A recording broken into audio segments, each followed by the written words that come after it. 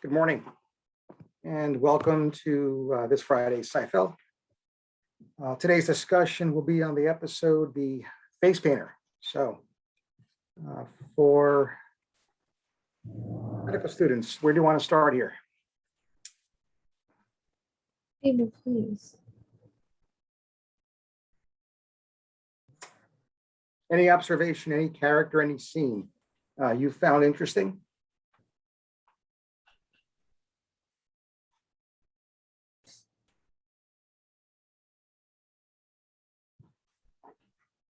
I'll kick it off. I thought he only had a small role, but Alec Berg, I thought was really interesting character because it brought out a certain expectations and norms that are like kind of like the unwritten rules.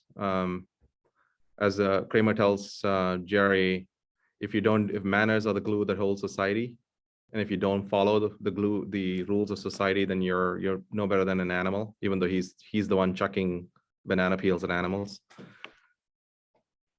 Yeah, I mean, it's interesting for Kramer because on normal occasion, through several episodes, he doesn't even give you that level of insight. Now, the insight, and I think the way in which this would have been reported as a mental status exam finding is as superficial insight.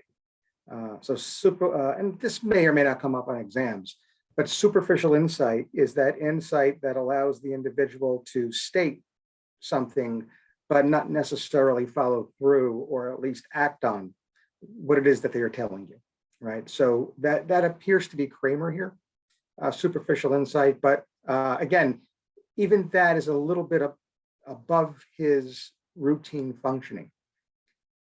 That said, it's interesting that his behavior is what it is because Kramer's behavior is often interesting.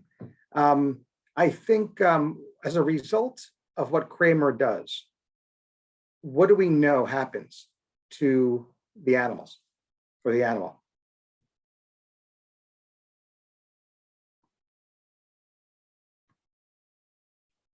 How does the monkey react? Gets agitated. He becomes Agitated, depressed. and then what else? He becomes depressed. He does. Depressed, he loses interest with poor appetite. So he becomes clinically depressed, right? And again, just as a quick red flag when it comes to shelf exams, even though in clinical practice, we all understand that we are required to have 5 of those diagnostic criteria taken from the acronym SIGI-CAPS to begin to diagnose major depressive disorder or even a major depressive episode. On shelf exams, if you have 3 or 4, MDD can still be your single best answer when the other 4 answers are not as good as. So it's always single best. So always keep that in mind, right? But that said, when you look at this particular character, the monkey, and what happens, what psychological theory does that bring to mind?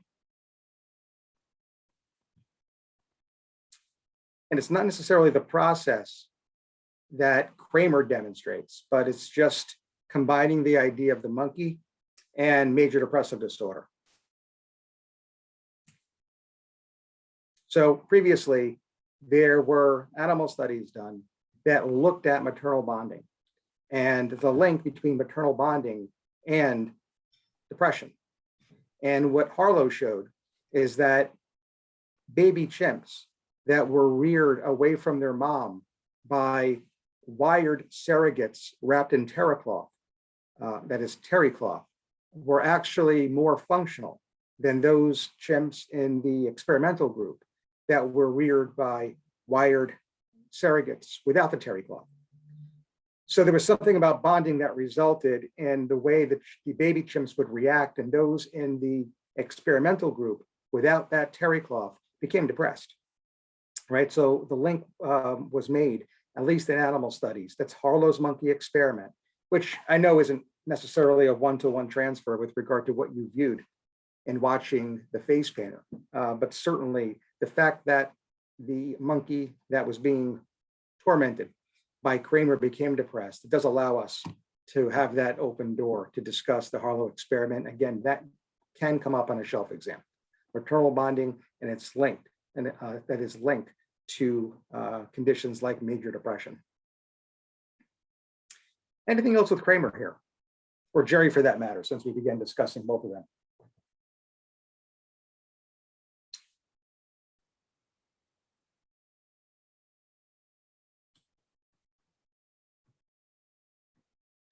Any other characters you'd like to discuss this morning?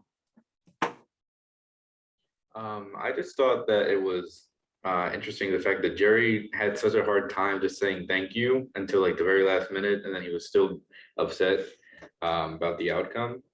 And I think that this goes back to how you mentioned like a while ago how like egocentric that these characters are. They don't really, they don't think too much about the other people. So I think it's just another demonstration of that, I guess. And this is your observation is paralleled by yet another character, Jerry's best friend, George, who has a conversation too that he reacts to, specifically not getting the return, I love you, and what that means. And in George's case, you're exactly right. I mean, we see this level of egocentrism, again, defined as one's incapacity to view a situation through any other perspective but their own.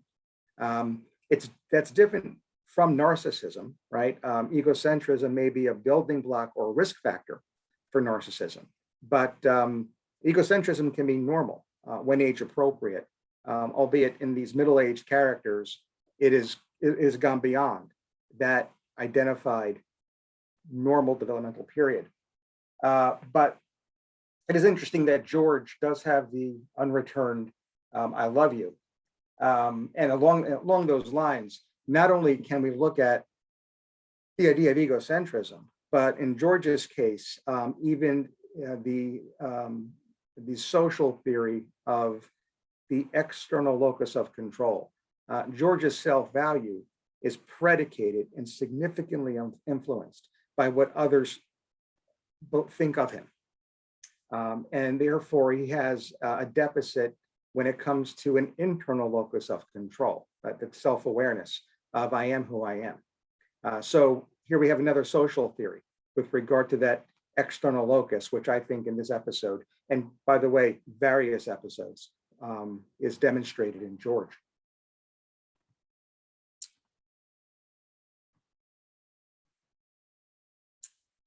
Any other characters you want to discuss here? Yeah.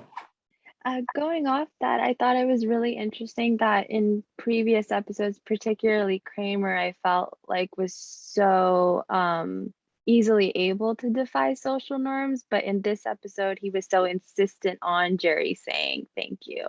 And he was like, we live in a society, Jerry, aren't you part of society? And he was so insistent of that. Yeah, this is definitely atypical of Kramer. Now, again, it's not atypical using the double negative. This is not surprising in Jerry, but it is surprising that Kramer, of all people, happens to be Jerry's externalized superego here, because I'm not even sure. I mean, the number of episodes that this occurs, probably we can count on one hand. But that's exactly what he does. He uses the word society, which I think is critical here. And does, I think, link directly to Freudian teaching. And that is, societal's norms internalized is what builds our superego. The superego actually begins to become manifest as early as 2 years of age, probably around the time of toilet training. That's textbook. And is again, our internalized societal prohibitions first being governed, demonstrated and modeled by the primary caregivers, okay? And then soon thereafter, the primary caregiver extenders, right? Teachers, etc. Right, so, and Kramer just has never filled that role before, right? Which, I think we could safely say is likely due to his own parents never really fulfilling that role during that critical period of his development, right? And we know this, albeit not through this episode, but when Babs actually, I think, shows up in one episode over the 9 seasons, that's Kramer's mom, we're provided a background that she wasn't the nurturing mother. She wasn't the omnipresent mother that Kramer needed. She was always absent, and we never hear of Kramer's father.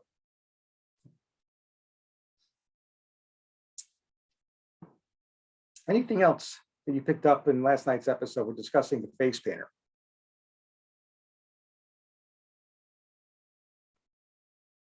How about Elaine? Any observations about Elaine's character?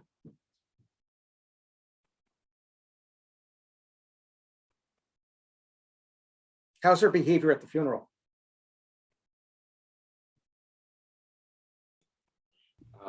Yeah, her and Jerry, I believe, were like openly talking, and were discussing other events where people are like crying and following in the background, and they were just choosing to ignore them and continue their conversation.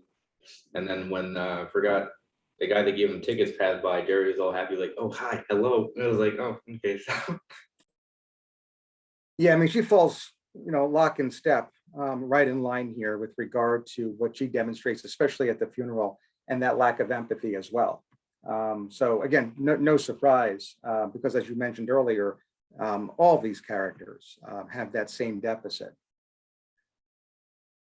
What do you think about Vogel? Any psychiatric topic or teaching points we can reach through this character, Gary Vogel?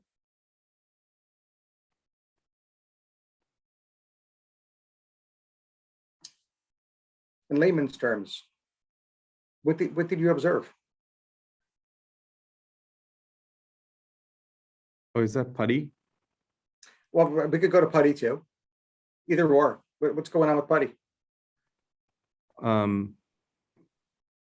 Putty clearly wants to be still in that phase. He's not grown out of his, I guess the Freudian, he's stuck in still the phase where he wants to express his id all the time. I think that's fair. I think that's one of the major issues Elaine has with him. They're together for the longest duration of any of Elaine's boyfriends. There's no doubt about that. What else? What do you think of his idea, his belief that what he does can influence a game?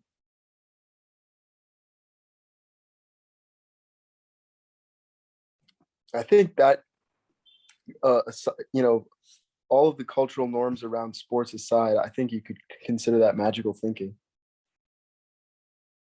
Yeah, right. I mean, at the very least, I think we would call it an overvalued idea. It's certainly part of his thought content, a demonstration of his thought content that certainly is curious. Anyone else have any thoughts about this?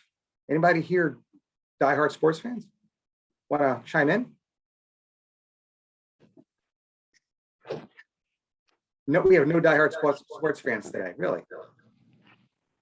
Now, you always feel if you wish hard enough that your team will win, or somehow you're connected to them, especially in the course of the game. Yeah.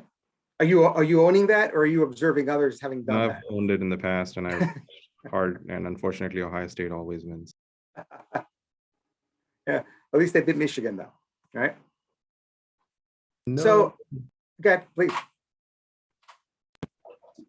I thought somebody was going to say something. Yeah, so, I think what this observation gets to is something that is referred to as culturally sanctioned beliefs. And this comes up on exams very frequently.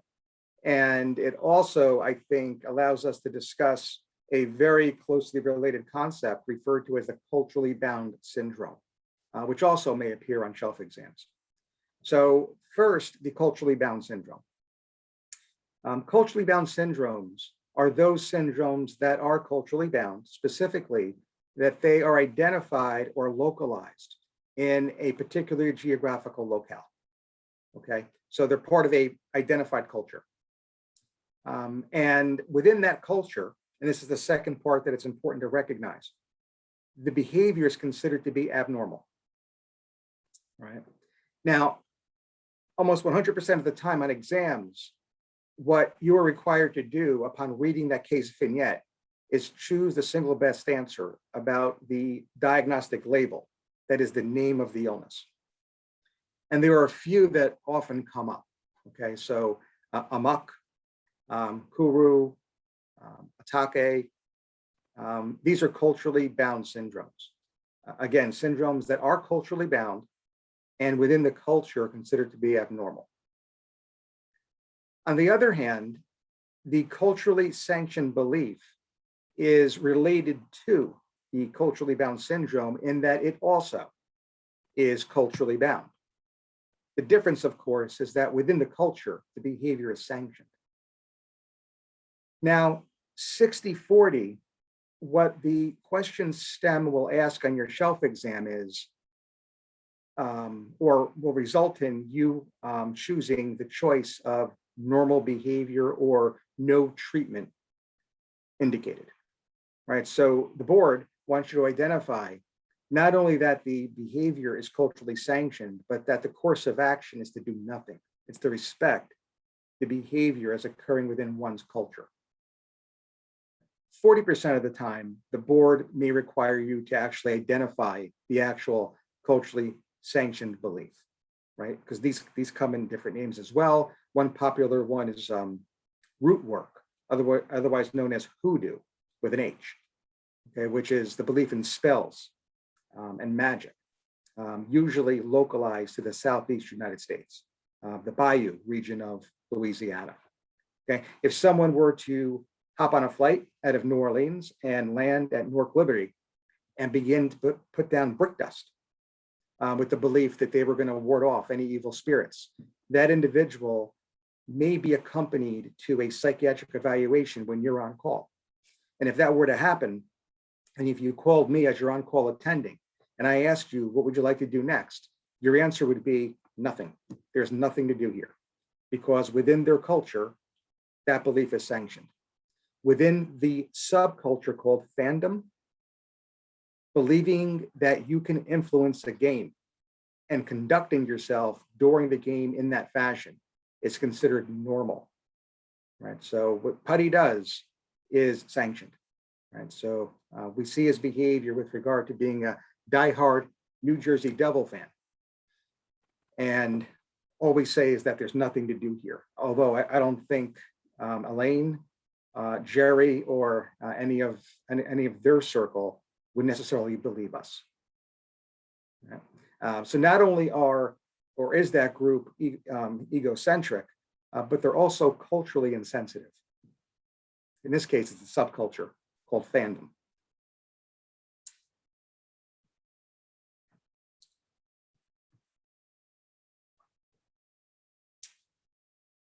We have about 10 minutes left. Any other observations you'd like to discuss with regard to Psyfeld? We're discussing the face painter this morning.